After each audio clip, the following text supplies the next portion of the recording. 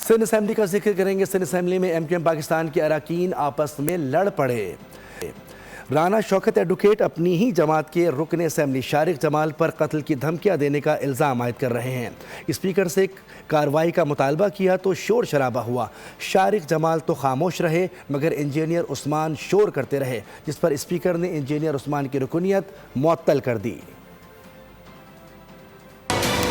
Sir, अभी जो है मुझे धमकी दी गई कि आप बाहर निकले, हम तुझे देख लेंगे।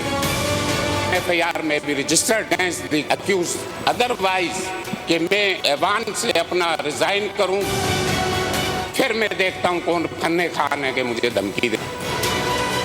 एक ही जमात के दो अरकान जान से मारने की धमकियां, सिंध असेंबली में शोर शराबा। जी शौकत साहब, मिनट आप बैठ जाएं। मैं अपने फाजिल मेंबर से आप बैठ।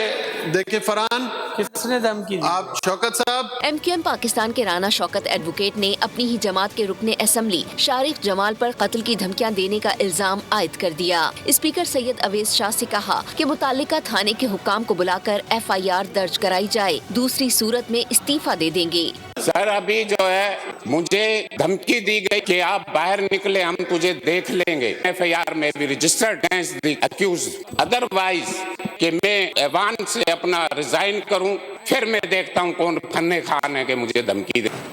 मैं ऐवान से बाहर भी निकलूंगा, शायद किसी को पता ना, आज बता रहा हूं कि मैं एक फील्ड मार्शल को राजपूत से ताल्लुक रखता हूं, शायद इनको इल्म ना हो मेरे MPS साहब को कि जन्म सिंध की धरती में हुआ है। ये मुझे डरा सकते हैं। स्पीकर की रूलिंग पर पुलिस हुक्काम असेंबली पहुंच गए। स्पीकर सिंध असेंबली ने शोर शराबे पर एमक्यूएम के रुकन इंजीनियर उस्मान की रुकनियत मुअत्तल कर दी। स्पीकर ने रूलिंग दी कि जब तक माफी नहीं मांगेंगे रुकनियत मुअत्तल ही रहेगी। इंजीनियर उस्मान की मुअत्तली के बाद रुकन असेंबली शारिक जमाल को ऐसी चुप्पी लगी कि फिर खामोश ही रहे।